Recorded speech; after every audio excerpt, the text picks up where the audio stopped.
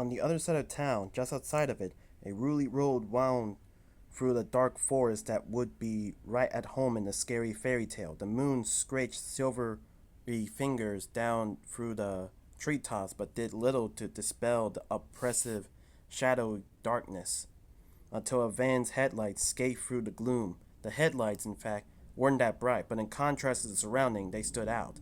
Even so, they did little to illuminate the narrow, curvy road, and Rob, the van's driver, was forced to lean over the steering wheel and strain to make sure he was keeping the van in a lane instead of letting it stray on the shoulder.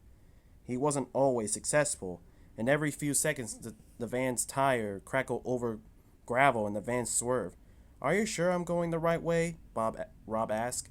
In the passenger seat next to Rob, Lisa leaned over the printed directions of the wrinkled paper she held in her lap. She really didn't need to look at them. She knew them by heart. But Rob needed reassurance, so she pretended to consult them. Lisa glanced over at Rob. At 34 years old, Rob was the oldest of the crew. If he had been less long hair, out of his time, hippie, and more eager beaver like she was, he might have been the leader of the group. But Rob's personality was little like his brown, scaly shoulder lengthy hair, a bit thin and more than a little limp. It should be right up ahead, Lisa assured Rob. How did you find about this place again? This question came from the last of the trio in the van, Alex. Also older than Lisa, Alex was in his late 20s, barely, but he acted like he was still in his teens, all nerd. Alec was a googly-eyed skinny kid with a dirty blonde mop of hair that looked like it had been cut by a blind person with dull scissors. Lisa glanced back at Alex and watched him load his i8 cassette with his trusty camcorder. He gave the camcorder a pat. Lisa smiled. Alex treated that thing like a beloved pet. Alex looked up and saw Lisa watching him. Well, he asked. How did you find out about this place? Alex repeated. Some random guy. Lisa shook her head. Not some random guy, a security guard who works here. Name is Mike. Rob took his eyes off the road for an instant and glanced at Lisa. I don't care who he is, he said. As long as we have permission. He rubbed the scruff of his chin, a scratchy growth of facial hair that he called a goatee. I don't want to spend the night in country jail again. He visibly shuddered. It was cold. True that, Alex piped up. And they wouldn't even give us blankets. Or ramen, Rob added. Wouldn't have killed them to give us ramen. I was starving. Lisa smiled and glanced at Rob's gut. Rob wasn't exactly overweight, but he wasn't slandered either.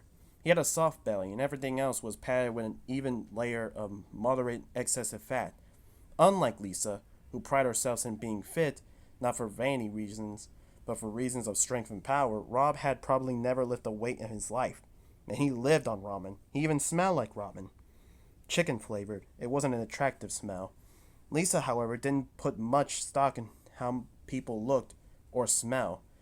She knew firsthand that exteriors didn't often match interiors. Not only was real beauty within, real talent and strength and interest were within as well.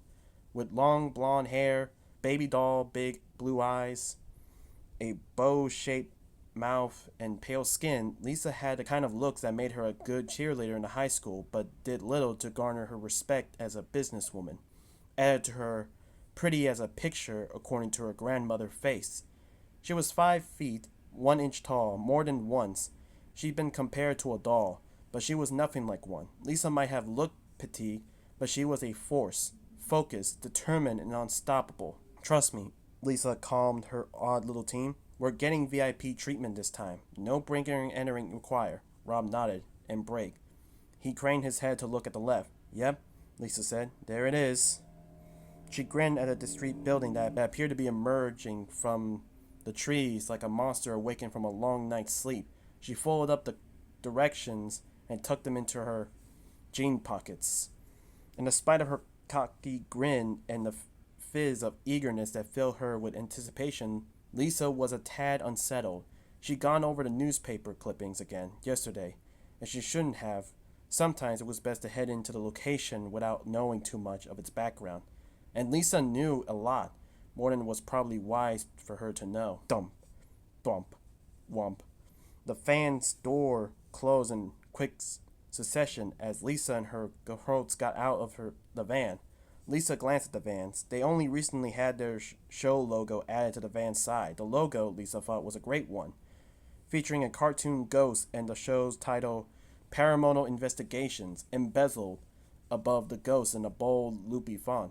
Its bright colors against the van's darker paint was eye-catching. Lisa was proud of the logo, but prouder of the show itself. They were doing important work. Alex lifted his camcorder and started filming, the camcorder's red light glowing in the darkness. Lisa joined Rob, who stood next to the van, taking in a big, dark Hulk squatting in front of them. Almost in unison, they pulled out flashlights and clicked them on. The beams crisscrossed over to the building's facade. Freddy Fazbear's Pizza, Rob said. He looked over at Lisa with a nostalgic grin at the light. I used to come here as a kid. Lisa shook her head. Not this one, you didn't. You're thinking of the franchise. This is the original. No one has been here in decades. Rob swept his flashlight slowly left and right. It doesn't look like much, he said. Lisa had to agree. Long and rectangular, the derelict building had a flat metal roof, rusting and battered, and warped wood sliding. Its row of square windows was covered in a hepezzo nailed-in warped boards. A massive faded red sign stretched across the top of the front of the building, and the company's star, Freddy Fazbear, rose up from that sign. Freddy wore his signature top hat and had one arm tilted in the wave to prospective diner. At one time, he probably had enthralled little kids. Now he would have scared them. Freddy's lifted arm was broken and dangled. His head was cant at an odd angle, and all his features were mold and moss-covered. Rob pointed out the broken image of Freddy. I can see how he could be haunting. Lisa smiled.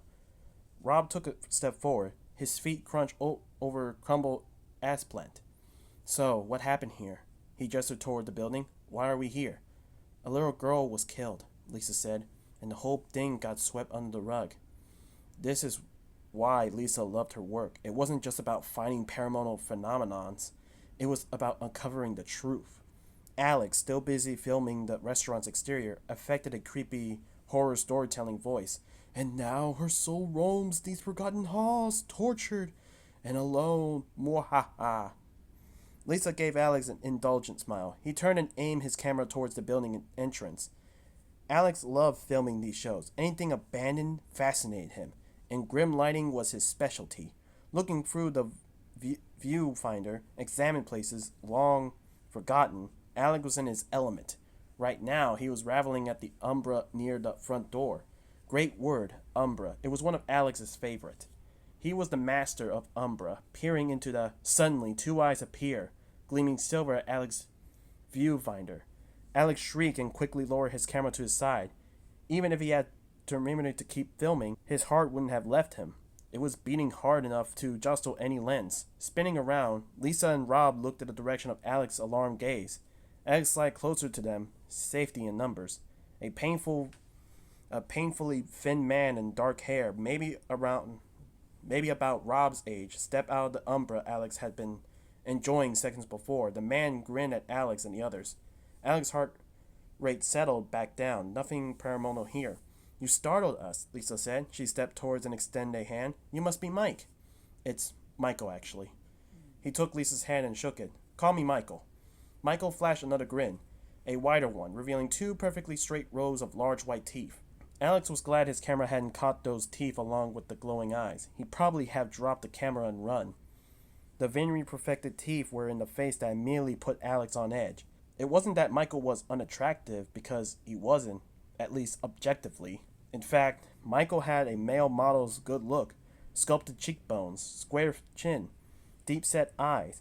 His dark hair was straight and thick and flopped over his forehead. In a casual way, there was something, however, off with these features, something hard and... What? Slay? That was it, Slay? Alex wasn't sure he trusted this guy. Are you ready for your tour? Michael asked. Alex didn't like the way Michael spoke either. He had a smooth voice, too smooth. Plus there was an undertone of his words, like he had a secret. No, Alex definitely didn't trust this guy. But hey, he didn't need to trust the guy to get a tour from him. If Michael tried to hide something, Lisa would have ferreted it out. She was the master of all this. All Alex had to do was to get everything on camera. Rob was the first to follow Michael into the restaurant. Lisa was right behind him. Alex brought up a rear filming as they went in. You're okay if we record everything, Lisa asked Michael. Of course. That's why you're here. The double doors cracked shut behind them as they all stepped into the cave-like lobby. The small pace was pitch black but for the many searchlights cones from their flashlights.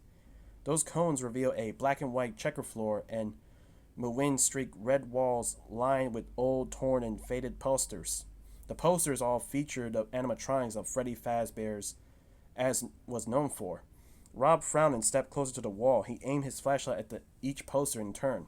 The light revealed the animatronics were not the ones he was familiar with. The ones he knew were life-size, relatively realistic, loosely fuzzy versions of the bear, bunny, and chick, and a fox. Although the animatronics featured on these posters were life-size, there was nothing realistic about them.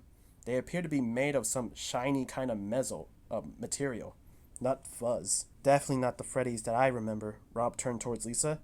You said this one came first?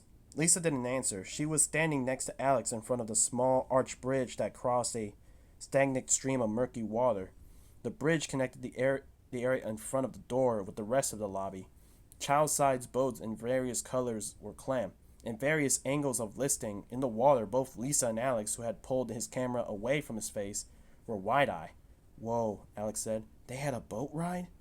Rob joined the others. He brought a hand up to his nose. The water was a faintly surfacey, rotten egg smell. Yep, Michael said. This restaurant had many unique features that never appear in later locations. Michael stepped across the others and crossed the bridge. Lisa followed him. Alex raised his camera again. Rob trailed along behind him. Features like the marionette? Lisa asked. As they reached the far side of the lobby, Michael stopped abruptly. He spun and faced Lisa, flashing his ridiculous white teeth. You did your homework, Michael said. Yes, the marionette was truly one of a kind. Rob was mystified. What's the marionette? Michael turned and gestured the multi-curly posters that covered the lobby's wall. Rob frowned. He looked at the posters, but he hadn't seen. He aimed his light in the direction of Michael's gaze. He immediately flinched. He missed that poster. Long and sinuous, with black and white striped arms and legs. The marionette appeared to be a puppet, a decidedly eerie one, featuring a white face, big black eyes, and a gaping black mouth. The puppet had discolored purple streaks running from eyes to mouth, and it had impossibly red cheeks that, instead of looking rosy and inviting, gave it a megbar appearance. Rob was glad this feature weren't in the pizzeria he'd gone to when he was a kid. Lisa joined Rob and gazed at the poster. The marionette would come out from the trapdoor at the base of the stage, Lisa explained. She would direct the other animatronics during the big producer part of the performance. That's right, Michael affirmed. Using a wireless signal, the technology was way ahead of its time. But expensive, unfortunately. That's why we never created another one after this place closed. Michael turned away from the poster and headed towards an archway that opened into the cavernous blackened expanse. Shall we? Lisa and Alex immediately joined Michael. Rob lagged behind. He stoned his flashlight into the river ride's tunnel, which stretched way from the lobby before the archway. His light landed on the rows of small marionette-like dolls which lined the artificial bank of the river. Despite his instant avarice to the marionette, Rob was curious about the river ride, and the dolls piqued his interest. Rob knew that Lisa thought he lacked ambition, and to some extent, she was right. He wasn't like she was wanting to make a splash, get famous. He's never been a go-getter, but he did have passion. One of his passions was to study the residual energy of artifacts. Ghosts were interesting, but they were few and far between, at least as far as their investigations have revealed. Rob, however, had a theory that objects picked up and held energies of past events. Actually, it was more than a theory. He knew they did, because he could feel it. His passion project was to find a way to measure these energies. The dolls, Rob could sense, had a crap ton of residual energy. Was this related to the river ride, or did the energies have a separate source? He wanted to spend more time with the ride to see what he might pick up. Hey, Rob called over his shoulder. Would you mind if I check this out? Michael turned. Rob gestured toward the tunnel. Of course, Michael said. Just watch your step. Rob gave Michael an aye aye, Captain hand salute. He headed off to the tunnel. Alex turned to aim his camera at Rob as he disappeared into the recess of the river Rye. The man's out of his mind, Alex thought. He shivered as the inky tunnel swallowed Rob, and he hurried to catch up with Michael and Lisa. Scanning the area around him, Alex realized they were now in the main part of the restaurant. This was the dining room. Alex's camera captured crooked rows of rotten tables, cobweb-strapped booths, and a sad, grimy series of long-ago parties. Moldy, dusty cardboard hats and noisemakers, paper plates and cups, and limp streamer littered an area. It looked like hell's version of a restaurant. Off to one side of this ghost dining area, a hunkering collection of dated arcade games console clustered around what looked like a small carousel. Gnarly. Alex aimed his camera past the tables, and his viewfinder revealed an expensive stage covered in sagging and discolored red velvet curtains. Michael strode into the view of Alex's lens, and he grasped the edge of one of his curtains. He swept it back for a dramatic flourish. Alex zoomed in. He sucked in his breath when his lens cut the ghostly face of a yellow chick. The face appeared to be covered in dusty, transparent plastic. Alex zoomed back. Now he could see the three big, toy-like animatronics. A bear, a rabbit, a chick stood on stage. Consider it the state of the restaurant as a whole. The animatronics were in amazing condition. They looked brand new. Alex pulled his face from behind the camera and glanced at Michael. Michael smiled. Lisa and Alex passed their lights over to the row of unmoving animatronic faces. The yellow beam glint off sharp, white animatronic teeth. Michael pointed at the bear, then the bunny, then the chick. Freddy, Bonnie, and Chica. What about Foxy? Lisa asked. Michael's lip twitched. His gaze flickered briefly at the far side of the dining room. Alex turned his camera that way. He looked through his viewfinder again and zoomed in once more. The camera focused on an alcove of the sign over its double-door entrance, Kids Cove. Alex sped. Poor Foxy was part of a failed, take-apart-and-put-together attraction, Michael explained. He was never quite the same after that. He sighed. Kids can be so heartless. Alex nodded. He knew all about that. When he was a kid, he's been bullied by... Hey, Lisa said. Do you guys hear that? Alex lowered his camera and listened. He cocked his head. I don't hear anything. Lisa frowned and looked around. It sounded like music. Lisa started to walk away. She had a hand in her ear, clearly listening intensely. Alex started to follow her so he could film whatever she found, even though she couldn't hear anything. Behind them, Michael coughed. Lisa dropped her hand and turned towards him. Fair warning, he said. This place will prey on your imagination if you let it. Michael gave Lisa a casual smile. She returned it, but Alex could tell Lisa wasn't buying whatever Michael was selling. Her gaze had turned steely and determined. Alex knew that look. Lisa had amazing intuition. She was like a scent hound when it came to sniffing out trouble. Shall we continue? Michael asked. You two keep going, Lisa said nonchalant. I'll catch up in a minute. Michael narrowed his eyes at her. She gave him an aw-shucks smile. I need to use the bathroom, he said. She pointed back towards the lobby. Back that way, I assume. Michael nodded, then shrugged.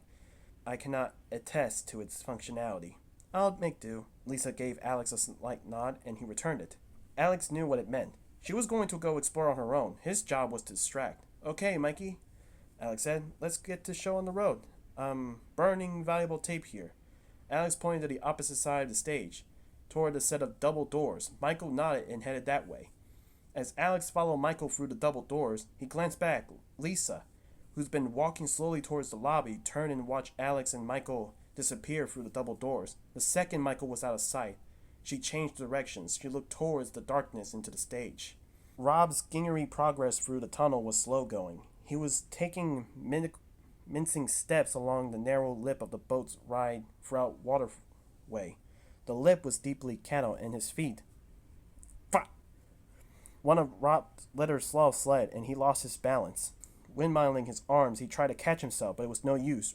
Rob's feet slunged interior towards the water, and he splashed out of control into the middle of the fake river. Rob dropped his flashlight. It handed into a pulp, and so did him. Immediately, Rob scrambled to get back upright. He stiffened his face as he looked around. Even though he knew he was alone, he felt clumsy and sheepish, and more than that, a little nervous. Yeah, let's go with nervous instead of scared and of your mind, he thought. Blinking into the total and utterly blackness, taking a shaking breath, Rob reached his arm out to the liquid that surrounded him. He tried not to let his imagination conjure images of eels and piranhas or whatever as he grabbed his. There it was. Rob grabbed his flashlight and quickly retracted his arm from the water. He flipped the flashlight switch, praying it hadn't been submerged long enough to. The light came on. Rob exhaled in relief. He shone the light around quickly, seeking more relief than his overreacting imagination. The light swept across the pez surface of water. Good, nothing there. It moved on, and Rob screamed. His light had fallen on top of the marionette-like dolls that were positioned like sentinels along the edge of the waterway. Rob's gaze locked in the black-eyed stare of the doll. It felt like the doll was leaping at the edge of the river and diving down the back of his spine. It wasn't, but the hell? Rob exclaimed. He quickly shifted his flashlight. No question, there was a residual energy of those dolls. They're exerting ill will. What kid would want to come here? He muttered. Lisa was on her own, exploring. This was just the way she liked it. She never found anything interesting when she was given a tour, but when she went rogue, it was a different story. Tours were a necessary part of her work. They gave her access to places she'd otherwise never be able to get on the show. But the only way to find the good stuff was to stray from someone else's idea of a place highlights. Having ducked into the hallway that opened up the back of the stage, Lisa followed a corridor that led to the set of metal doors. The place of the wall by the door read Parts in Service. Lisa pushed through the doors, her flashlight beamed steadily in front of her. She immediately noticed the smell of machinery, oil, and of course, an ubiquitous musty odor of dust and decay. Taking a few steps, she paused and aimed her light in a circle around her.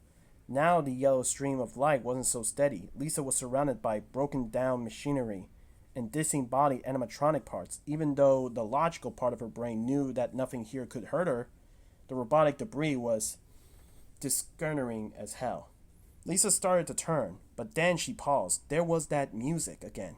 Faint and teeny. She only barely heard it before. Now, however, it was louder and purer. It was still low, but it was clearly a tinkling melody, and it was coming from... Lisa listened, shining her light. She took a couple quiet steps. Yes, she aimed her light towards the other side of the room. The music was coming from that direction. Giving the robotic limbs and imposing machinery parts as a wide breathe, Lisa made her way to the far side of the room. There, she found a rusty stairway. The music was coming from the bottom of it.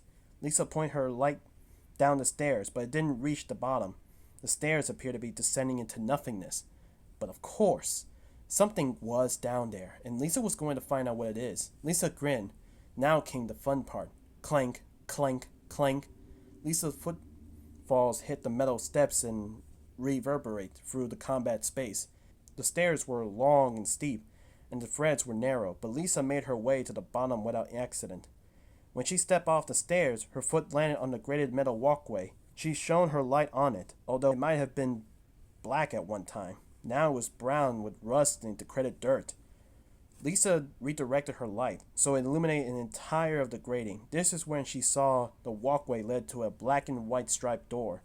An oddly pristine door. The door's paint was shiny and clean. Totally dust-free. Interesting. And the music. Lisa could hear it really well now. It was coming from behind the intriguing door. Huh? Lisa felt a frisson of excitement skittering through her body. Soaked and starting to shiver, both from cold and, yes, he could admit to himself, fear, Rob began to seriously regret his most recent life choice. Sure, let's explore the yunky water in the dark tunnel, he muttered to himself. Let's poke around residual energy and spooky old dolls. What was I thinking? Rob turned and shone his light back behind him. He could retrace his steps, but what would that be the point of that? He'd come this far. Rob shrugged, set his shoulders and faced front again. He trotted on and swooshed through the rank water, deeper and deeper into the seemingly endless Turin's tunnel. It's okay, he told himself. The restaurant wasn't that big. He came to... Rob's flashlight flickered. He stopped. Yeah, of course, because I wasn't scared enough. The flashlight scuttered again, then it completely cut out. Rob immediately smacked the flashlight with the palm of his hand. It came back on, but not 100% full. Please, Rob begged, don't. The flashlight emitted a series of rapid yellow squirts, then it died, this time for good. No amount of smacking or shaking would bring that light back on. Rob was now in total, complete, oppressive blackness. He could not see a single thing. All he can do was listen to his rapid breathing and the smell of putrid stench of the stream he stood in. I've deserved this, Rob told himself. The dolls were probably laughing at him. Rob tried beating the flashlight again. It couldn't have cared less about his efforts. It was well and truly out of commission. Rob tried to get his feet to move, but they seemed to have congealed into the liquid that surrounded him. Obviously they hadn't, but it felt that way. He was suffering from overpowered intrania. Hello? Rob called out. Nothing, not even an echo. Rob raised his voice to the bellow. Anybody? This appeal did echo. It sprawled out and came right back. Rob got no response and was left with nothing but heavy silence.